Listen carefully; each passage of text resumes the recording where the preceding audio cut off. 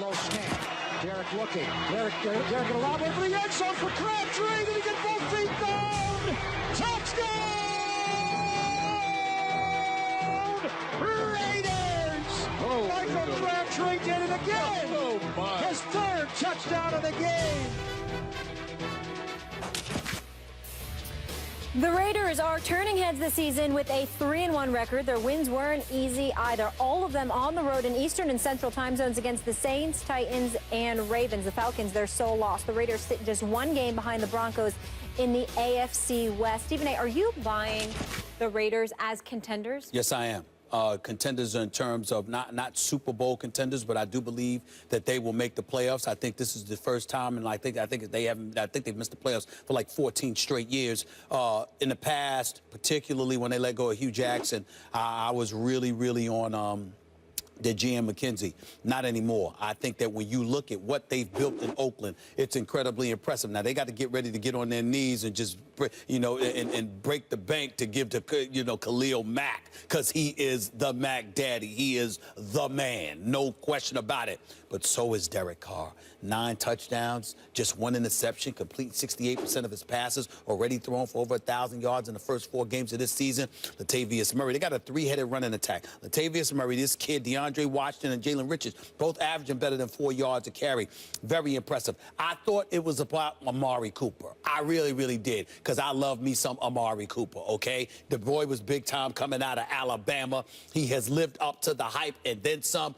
But my Lord, Michael Crabtree, talk about a rebirth. I mean, this brother shows up. Crabtree is handling his business, and it seems ideal that he's your secondary option at the receiver spot. Experienced, and knows what he's doing, knows how to play the game. He wasn't a #1 in San Francisco, which Richard Sherman showed us, but at the same time, he's a quality #2 guy with Amari Cooper there with him.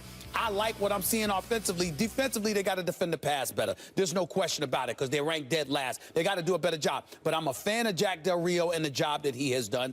I'm a fan of their coaching staff. That mystique of Raider Nation, to me, is coming back. They got to do something better with Khalil, because, again, you got to get Khalil Mack some help.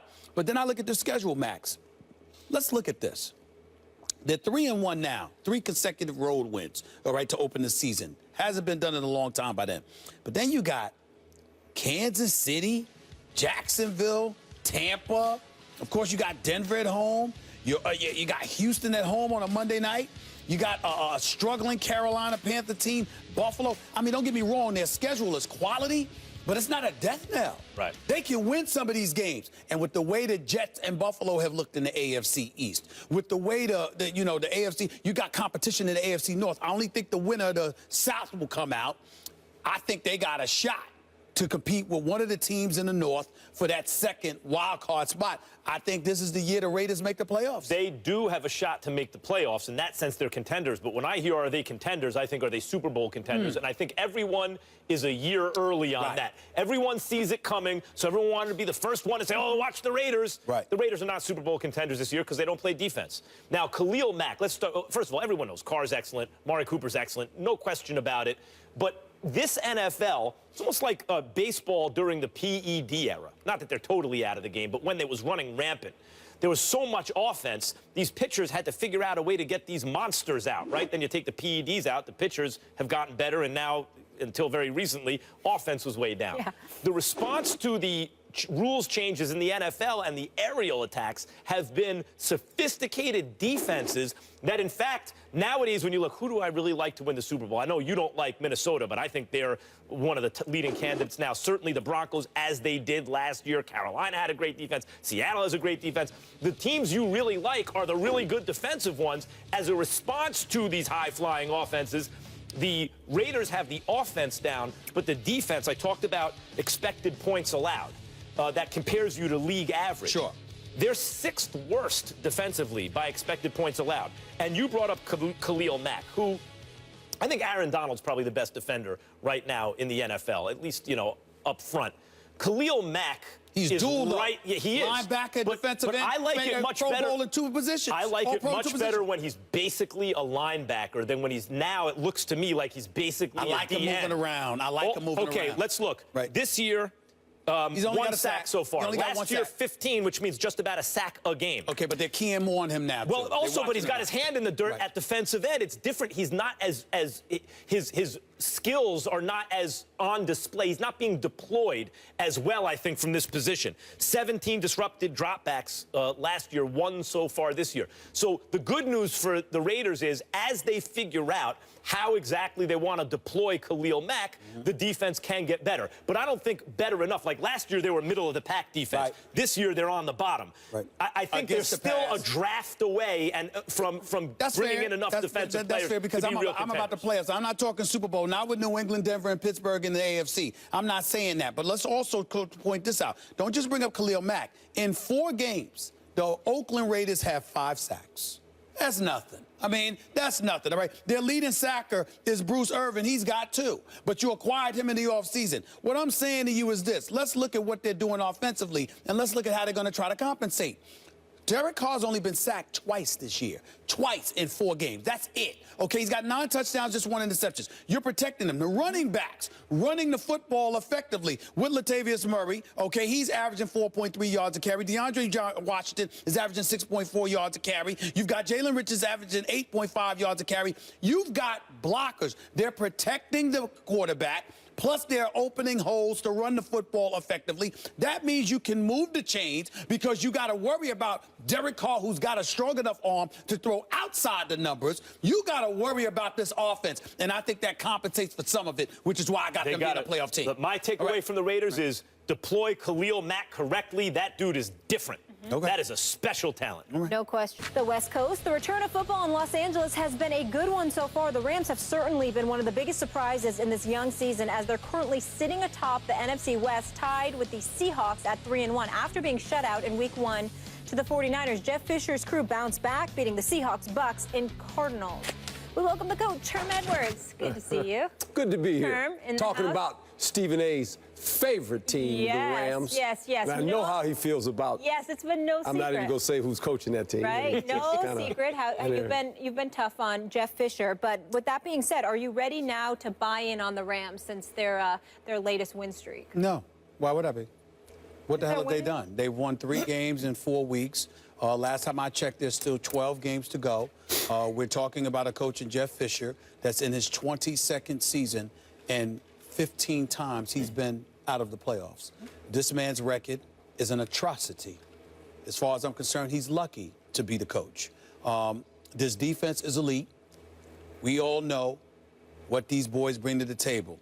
They've got Ogletree. He's leading the team in tackles. You've got guys, like a Quinn. He's got a couple of sacks on the year. They've only got 7 sacks on the year, but Quinn's got a sack. He's got 2 sacks. Hayes got a sack. Aaron Donald's only got a sack and a half or whatever. But the defense is definitely big time. There's no doubt about that. We look at them offensively, okay, with Case Keenum as your quarterback. What do you expect? You're ranked 30th in the league offensively. Dead last in yards accumulated, 30th against for the pass, 30th for the run. So clearly your defense is carrying this team. You just drafted a guy #1 overall, while Carson Wentz and Dak Prescott, even though Trevor Siemian was drafted the year before, they're playing. You see a guy in Jared Goff who wasn't even on the active roster for Week 1, and we haven't seen him throw a pass yet. It's still early. We get all of that. But what I'm trying to say to you is that when you have a number of years spanning decades of ineptitude, 4 games does not erase I also that. don't believe in the Rams. I think that, look, I'll tell you why, Coach. Wow. First of all, they have 2 good wins. The good wins are against Arizona and Seattle. You know who they beat last year? Arizona and Seattle. I mean, divisional games, rivalries, that, lesser teams can beat better teams. This happens. Yep. The Rams play Seattle tough, and they beat Arizona last year, too. Here's the thing about the Rams. Going into this season, I looked and thought, they have a good defense, good front 7. If you played them in daily fantasy last year, they'd rack up a lot of points for you, right? They have an offensive line. Their strategy is get rid of the ball quickly, but still the offensive line not so bad, and a great running back in Todd Gurley, potentially the best in the game in the not-so-distant future. They have a pretty good receiving core. They just were missing a lead wideout, in my opinion, Coach, and a veteran quarterback. Why they decided to trade up to draft a rookie quarterback who didn't look like a Cam Newton or an Andrew Luck in college and not just use that to draft a wideout who we've seen, Amari Cooper, Sammy Watkins, Odell Beckham Jr., assume that lead wideout role right out of college, and then bring in a veteran quarterback like what Minnesota did with Bradford or RG3, although he got hurt. Kaepernick, different guys were available. I don't know. I thought that would have been a better strategy. But, Coach, I agree with Stephen A. here. Based on Jeff Fisher's recent history and just these 2 wins, the quality wins, I don't believe in the Rams. Wow. Without a quarterback. Wow. That's really disappointing for me. Because all of a sudden, all 3 of us kind of agree. You were gonna I like the tease. I like look at Coach elevating his TV action. You gotta sell the play action. Well, look, you gotta sell it. That's selling the play action. You guys made some good points.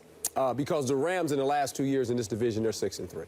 Jeff does a great job in the division. Last year, in the last 2 years, they've been 4-7 outside the division. They beat the Browns, they beat the Lions, and they beat Tampa Bay twice. There lies the problem. Their offense is what I call slow-moving at best. They have a problem with big plays. Got a unique running back, but the offensive line is not very good, to speak nicely. Their defense is in the middle of the road. They got a good front. They got a great corner in Tremaine Johnson, very, very good player. But they're in a division right now where you see some teams struggling, Arizona being one.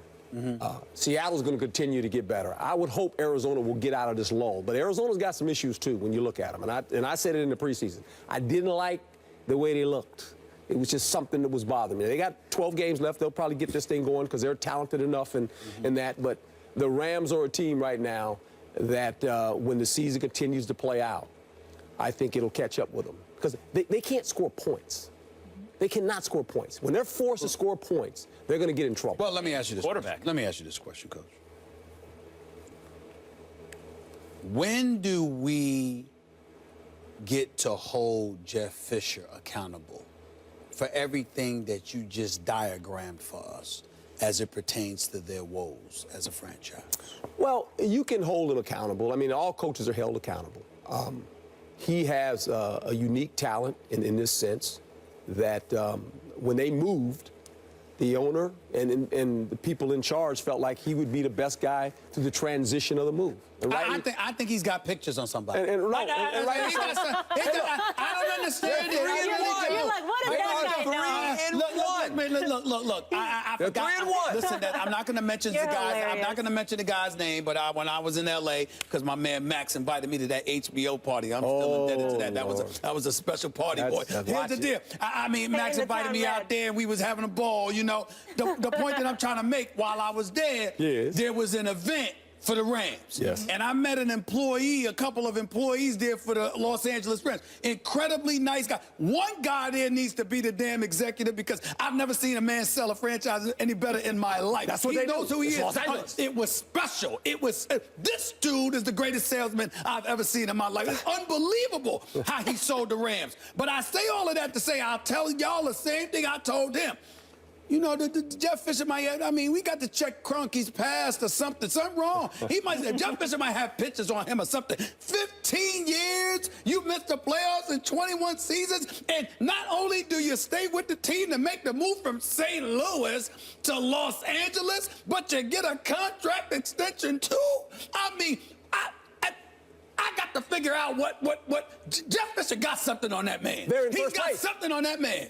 I'm just saying this was before the first place. In a competitive division. This was before the first place. This was before the first place.